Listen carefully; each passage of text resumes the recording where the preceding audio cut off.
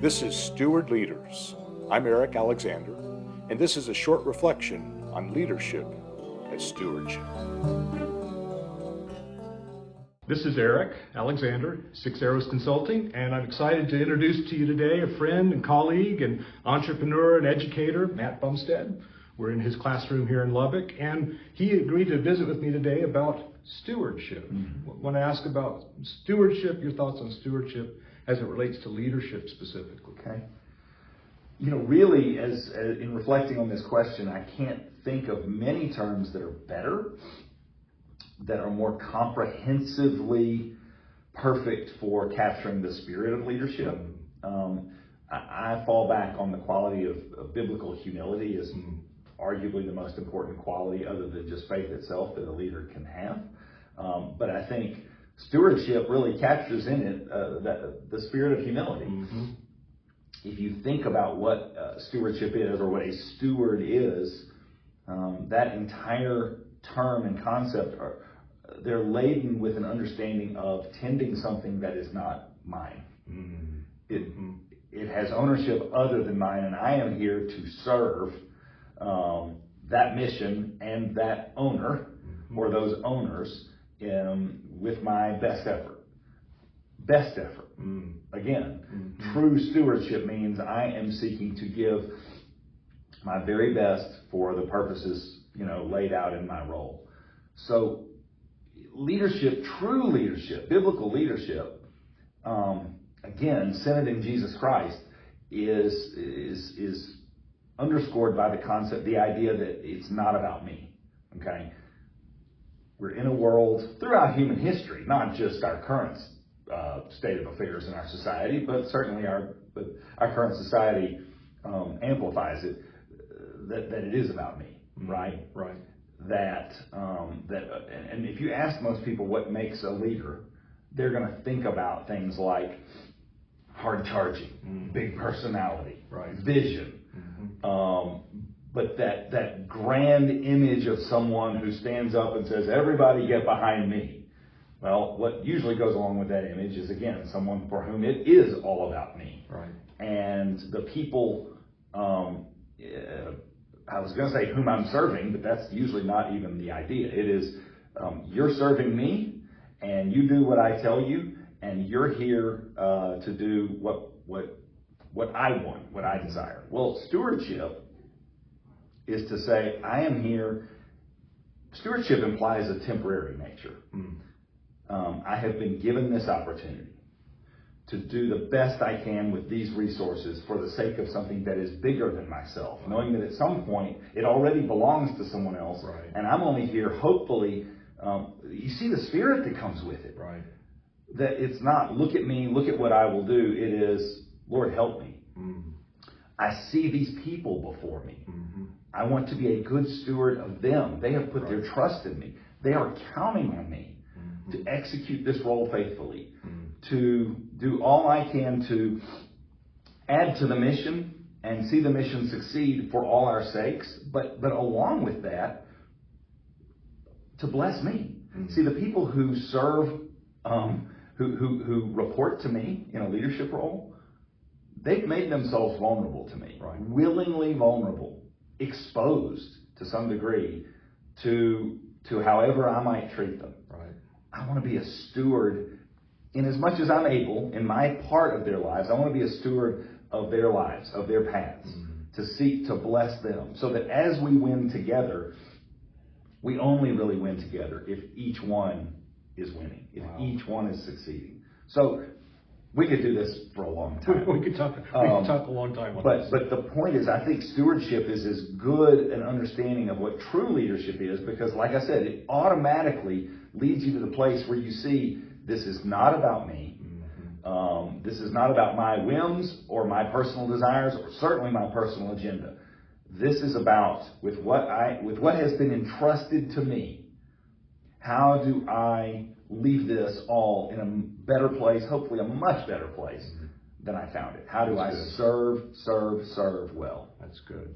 Well, Matt and I intersected professionally when I was serving as a CFO of a bank where Matt was serving on the board. And so in my work now, a lot of my focus is on finance leadership. People in finance roles who are leading.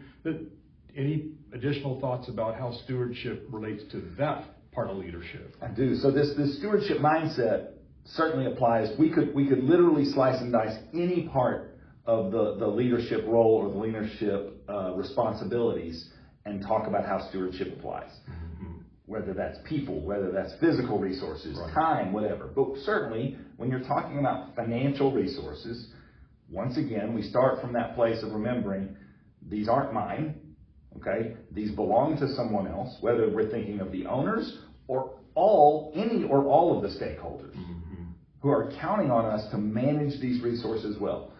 The thing about that word managing is that we can think stewardship means always play it safe, always be careful, always be conservative. Now, we always want to seek that space where we're being conservative enough, because again, these are not our resources.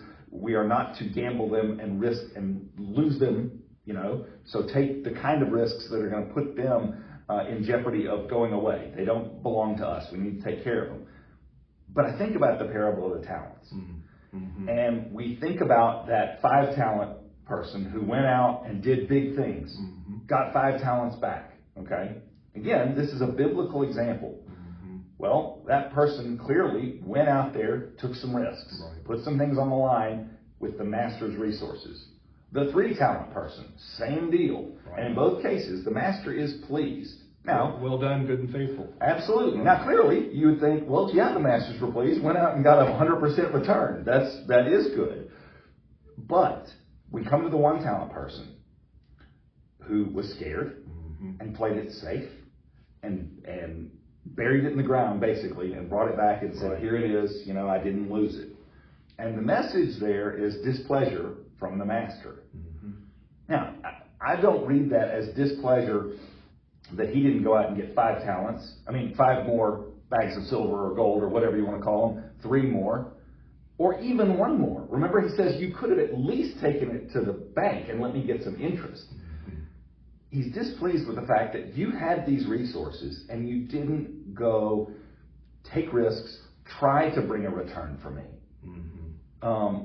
Don't just sit there and play it safe. God doesn't call us to play things safe.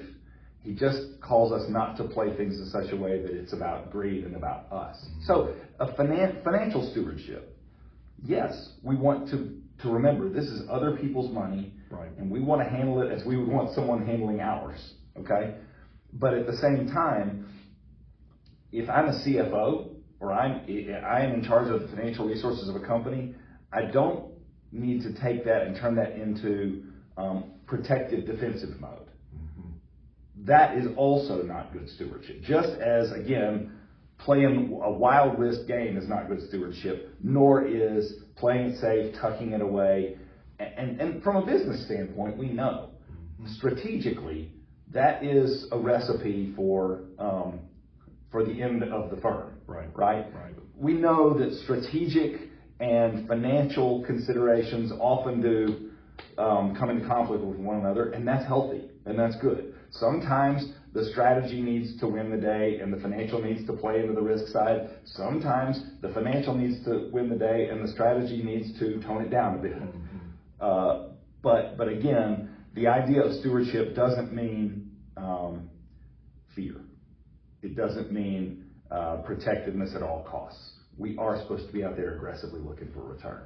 Because it's about the one who entrusted. Absolutely. And what is that person seeking? Absolutely. What they've entrusted to you. And again, the Lord didn't say to that 1-talent person, you should have gone out and got me 5, or even you should have doubled. It's just, you operated out of fear.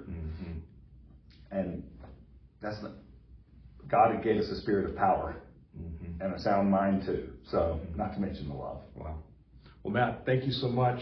I think we could spend a lot longer on this topic, and we may come back and talk more in the future, but thank you for sharing your rich thoughts. It's something to think about. Thanks for joining us. Thanks for listening to Steward Leaders.